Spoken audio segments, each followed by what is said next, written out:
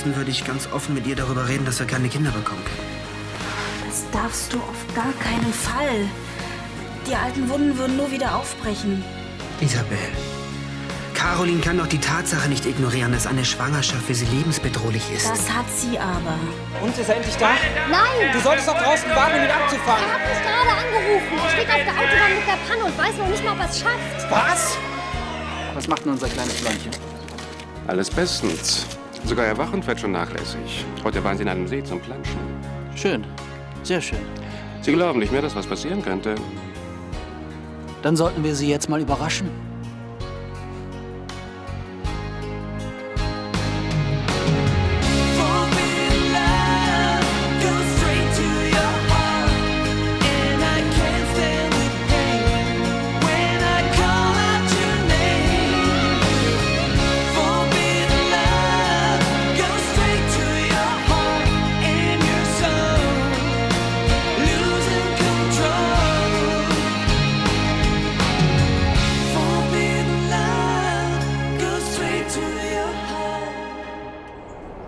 Du hast also schon einen Plan.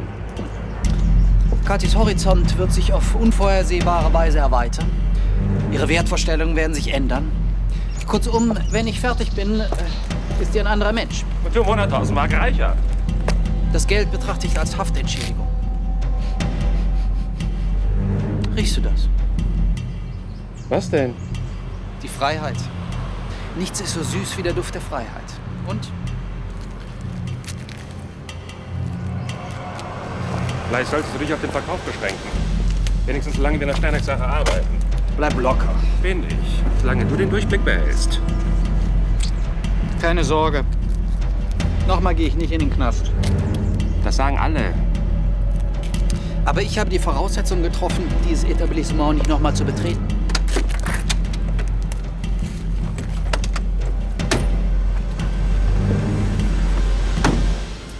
Gewalt betrachte ich mittlerweile als ein legitimes Mittel meiner Geschäftspolitik. Kathi von Sterneck ist übrigens die Erste, die davon Kenntnis erlangt. Und zwar schneller, als ihr lieb ist. Na, falls ein Weichspüler erwischt. Ich hab einen Sonnenbrand. Schlimm? Spannend. Ist auch ganz heiß. Du solltest die Stelle am besten mit kaltem Wasser kühlen. Hol dir doch ein Eis vom Kiosk. Es tut wirklich weh. Hilft das überhaupt? Eine Weile schon. Hier, die hilft auch gegen Sonnenbrand. Steht hier was drauf. Danke. Wenn du willst, kann ich dich auch einschmieren. Das ist ja wohl immer noch mein Job. Kommst du? Wohin wollt ihr? An einen Ort, wo ich mal ein bisschen ungestörter mit Kathi sein kann. Geht das auch genauer? Da. Dann schaue ich mal nach, ob alles in Ordnung ist. Vergiss die hier nicht. Wer weiß, der Täter könnte sich darin versteckt haben. Auch wenn noch keine neuen Forderungen eingegangen sind, heißt das noch lange nicht, dass Kathi außer Gefahr ist. Sie ist hier aber sicher. Genau, weil Marc da ist. Ja klar, warum auch sonst? Komm, er macht seinen Job doch wirklich ganz gut. Dann kann er dich ja eincremen. Ja, gute Idee. Sorry, aber das gehört nicht mit zu meinem Job.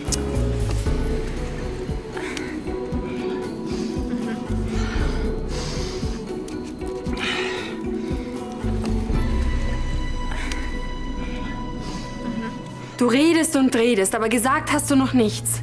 Was ist los? Warum willst du plötzlich kein Kind von mir? Liebst du mich nicht mehr? Caroline, bitte. Natürlich liebe ich dich. Ja, aber was ist es dann?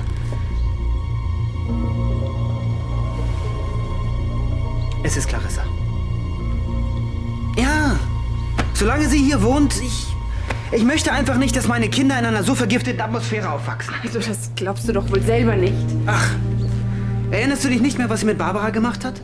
Willst du, dass deine Kinder genau das Gleiche durchmachen? Bitte, Caroline. Lass uns noch warten. Auch wenn es uns schwerfällt.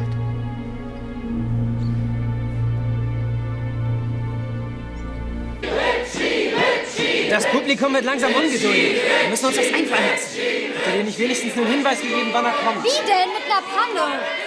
Also gut, dann sage ich die Veranstaltung jetzt ab. Spinnst du, die lynchen dich? Ja, hast du eine bessere Idee? Nein. Steig doch in den Ring und erzähl ein paar Witze, bis er kommt. Ja, nur wenn du dann nachher als Nummerngirl auftrittst. War ja bloß ein Vorschlag. Ich kann die Leute nicht länger warten lassen. Wenn du die Veranstaltung jetzt ablässt, dann kannst du den Boxclub gleich schließen. Das weiß ich selber. Warte!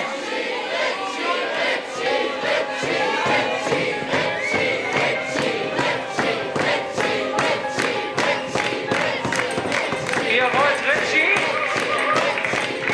Ihr wollt den Richie Prelinski?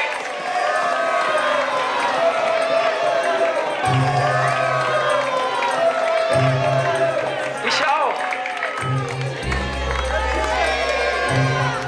Aber Richie hatte leider eine Autopanne.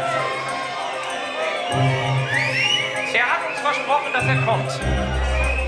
Und bis dahin mache ich euch einen Vorschlag. Jeder Zuschauer, der will, kann gegen den Veranstalter, also dann mit Richie in den Ring steigen.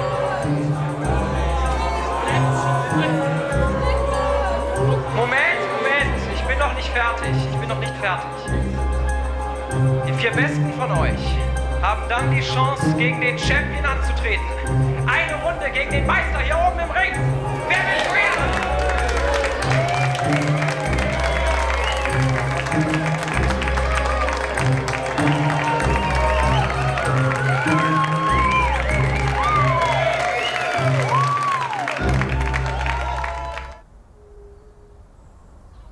Und? Hast du inzwischen mit Henning gesprochen? Mhm.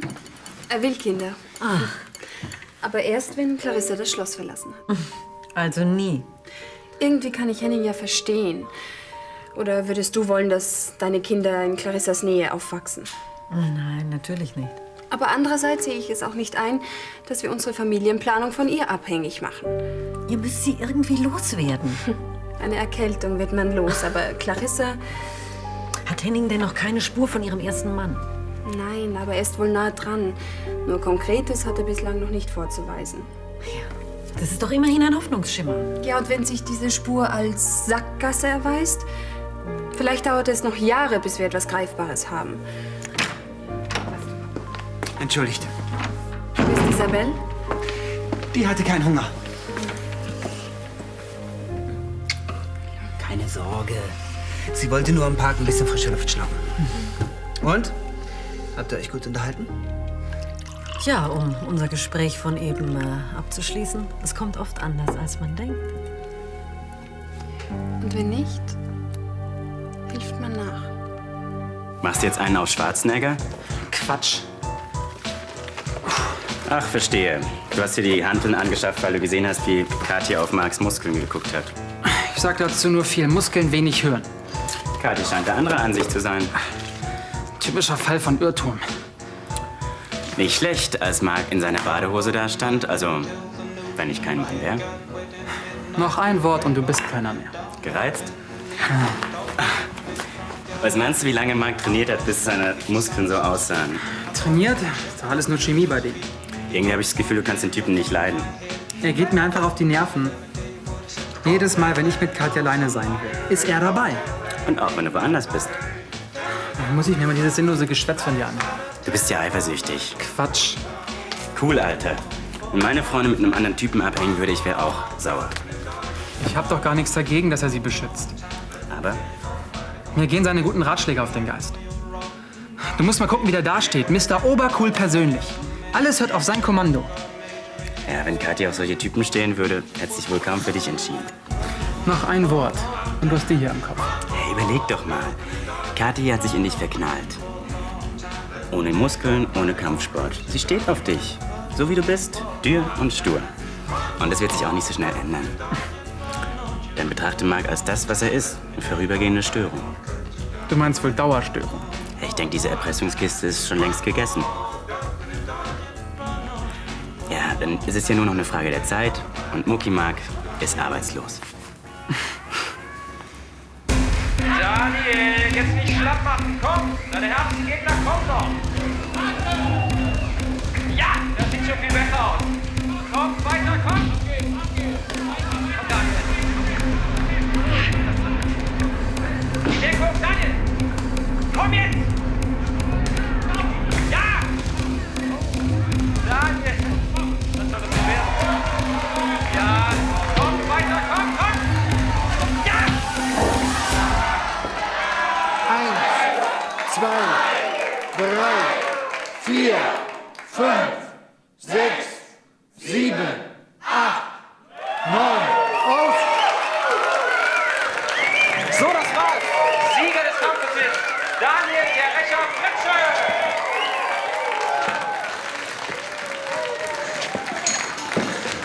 Und, kannst du noch? Ich muss sagen, du kannst mich nachher vom Ringboden abkratzen. Der war aber auch hoch motiviert. Ein Wunder. Kennt ihr euch irgendwoher? Oh, das war sowas wie ein unerlaubter Tiefschlag. Warum steigst du eigentlich nicht mehr in den Ring, hä? Du hast nur deinen guten Ruf zu verlieren. Ich immer noch mein tolles Äußeres. Ach, na endlich. Ich hab doch gesagt, dass er drauf ist. Ja, jetzt musst du ihm nur noch erklären, dass du das Programm etwas geändert hast. Kein Problem, ich sag einfach, das war deine Idee. Also, der Schuh ist da. Hallo. Das ist übrigens Daniel Fritsche, von dem ich Ihnen erzählt hatte. Freut mich. Danke, dass Sie sich Zeit genommen haben. Ehrensache. Schließlich habe ich auch mal so angefangen. Und? Was soll ich jetzt hier kommentieren? Ihre Verspätung führte zu einer kleinen Programmänderung. Aha. Könnten Sie sich vielleicht auch vorstellen, statt zu reden, zu boxen? Schmeckt es dir nicht? Doch, doch. Hervorragend. Aber? Henning, ich musste gerade drüber nachdenken, was mache ich denn, wenn Clarissa jetzt zurückkommt? Ich würde sagen, du verhältst dich ganz normal. Sie hat gedroht, mir das Leben schwer zu machen. Keine Sorge. Die hat genug mit ihren eigenen Problemen zu tun. Dann gibt es endlich eine Spur von Peter Kaufmann? Spuren gibt es viele. Aber keine konkrete. Wir haben eine gute Detektei. Aber darauf alleine sollten wir uns nicht verlassen. Was willst du denn machen, Caroline? Nach Südamerika fliegen?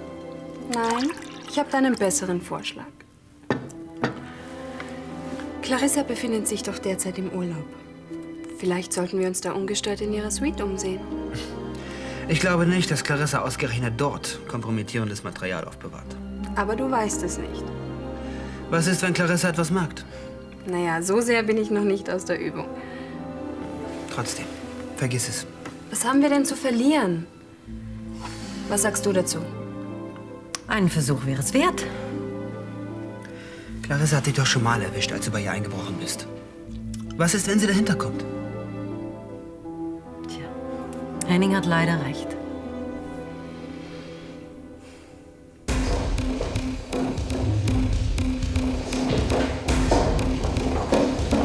Ja, setz doch mal nach, komm!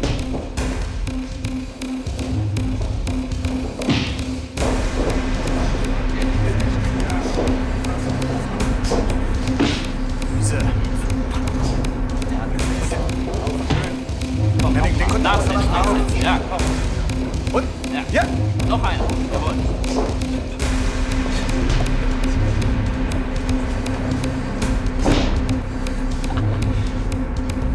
Zufrieden? Ja. Ich glaube, es ist soweit.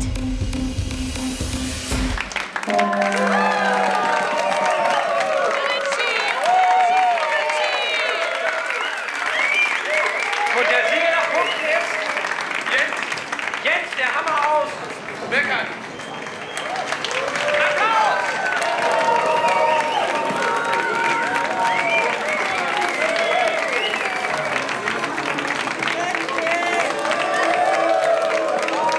Möchten Sie vielleicht noch ein paar Worte sagen? Danke, Freunde. Vielen Dank. Danke. Es hat Spaß gemacht, hier zu sein, weil ich helfen konnte. Helfen, dass dieser Verein überlebt. Und dann, was die beiden Jungs hier geleistet haben, das verdient wirklich einen Super-Mega-Applaus.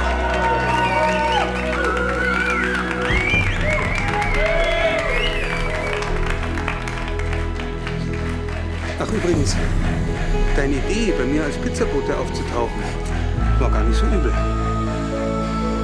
Aber das nächste Mal bitte mehr Pepperoni, ha? Geht klar, Chef.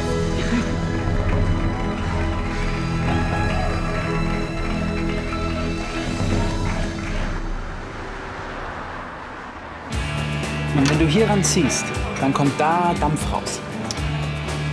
Und wenn ich an dem Teil drehe? Fliegt das Teil lieber.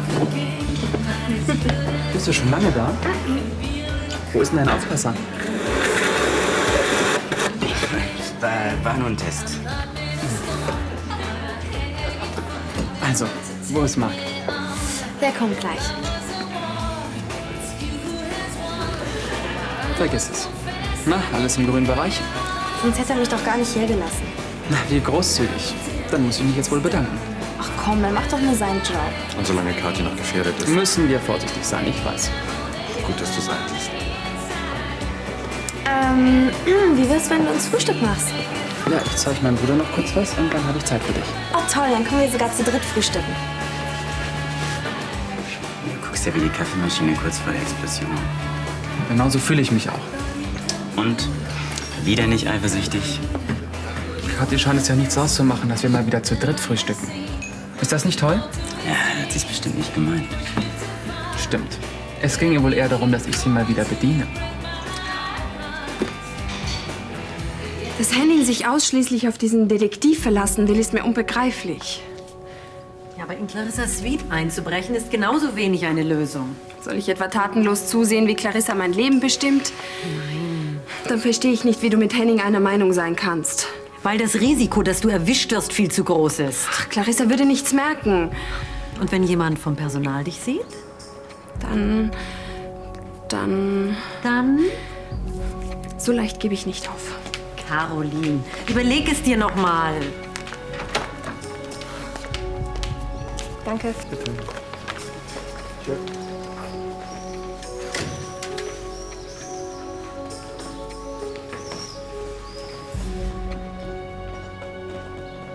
Und so ist es nicht zuletzt dem körperlichen Einsatz des Veranstalters Daniel Fritsche zu verdanken, dass dieser Boxabend zum vollen Erfolg wurde.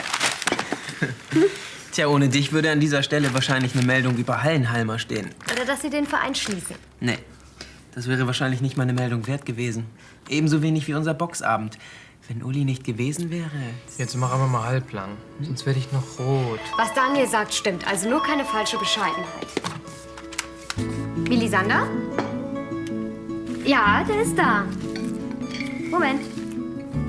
Mensch. Ja? Verstehe. Sag mal, die Einnahmen von gestern, wie lange reichen die eigentlich? Ja. 1, 2 Monate vielleicht? Ja, kann ich versuchen. Tja, wenn ich so eine Veranstaltung wie gestern ein paar Mal im Jahr durchziehen könnte, dann hätte der Verein keine Probleme mehr. Lässt sich das nicht organisieren? Mit Uli schon. Ohne ihn... Bingo!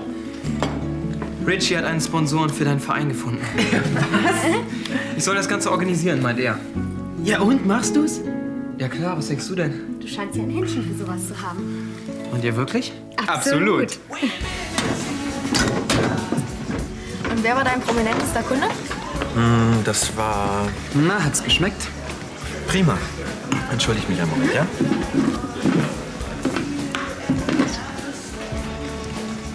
Was guckst du denn so? Typ ist ja sowas von cool. Stimmt, pinkelt der Eiswürfel. Und du bist ja sowas von bescheuert. Merkst du überhaupt nicht, was hier abgeht?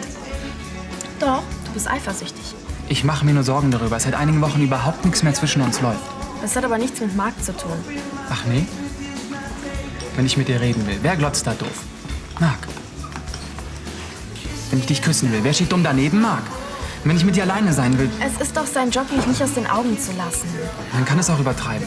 Es ist dir lieber, er macht beide Augen zu und mir passiert was? Du bist doch längst sicher. Marc sieht es aber anders. Wundert dich das? Wenn es nicht so wäre, müsste sich Marc auch nach einem neuen Job umgucken.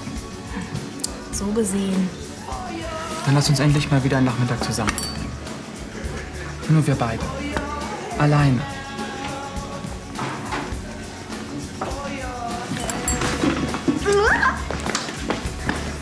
Wir sind weg. Und die Nacht? Da wollte ich mitspielen. Alte Fabrikanlagen, stillgelegte Bahnhöfe. Das sind die Orte, wo die richtig starken Events stattfinden. Die du dann organisierst. Ich glaube, das wird mir super viel Spaß machen. Ja, dann mach es doch einfach. Ja, aber womit fange ich an? Mit einer Techno-Veranstaltung oder einem Open-Air-Festival oder einer Ausstellung? Entscheiden musst du dich schon. Tja, und den Markt checken. Wenn du machst, was alle machen, hast du keine Chance. Seit gestern Abend weiß ich, dass ich selbst aus einem Rentner-Tee ein Mega-Event machen kann. Guck mal, er redet schon wie ein Profi. Ja, ich weiß. Aber das Ganze ist noch ziemlich unausgegoren. Aber du hast Blut geleckt. Ja, das kann man wohl sagen. Also, wenn du Hilfe brauchst, du hast ein paar starke Jungs in deiner Mannschaft, auf die werde ich so ab und zu mal zurückgreifen müssen. Von mir aus, wenn die mitmachen. Die können bei mir doch Geld verdienen. Und natürlich die Veranstaltungen umsonst besuchen. Da würde keiner Nein sagen. Okay, dann machst du das Telefon. Du willst wirklich eine Firma aufmachen, stimmt's? Ja. Mal sehen.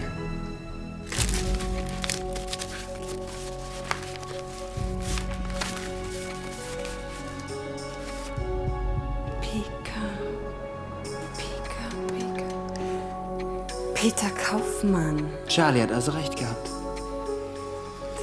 Das kann man wohl sagen.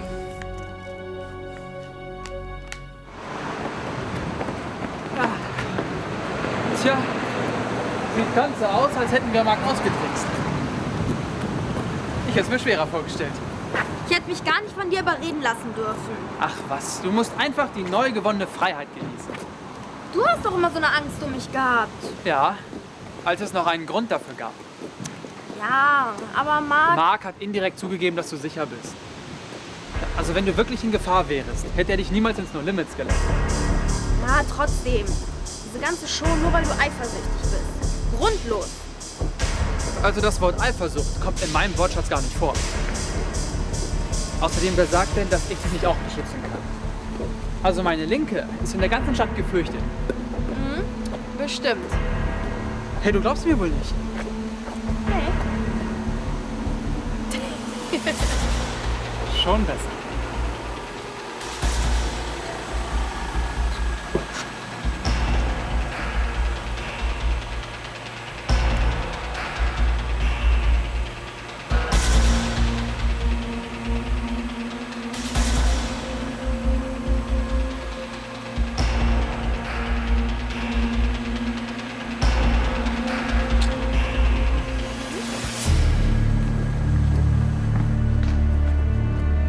Lies weiter.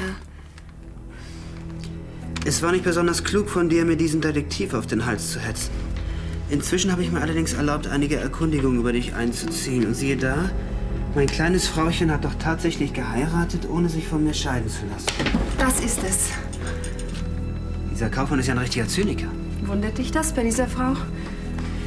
Du wirst verstehen, dass ich diese Tatsache nicht einfach ignorieren kann, zumal du heute über ein beträchtliches Vermögen verfügst. Jetzt erpresst er sie wetten?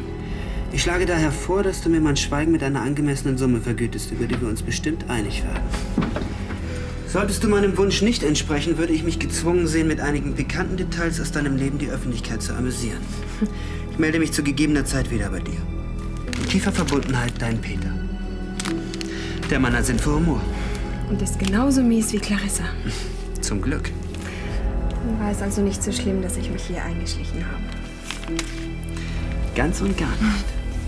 Ich glaube, wir werden viel früher Kinder bekommen, als wir dachten.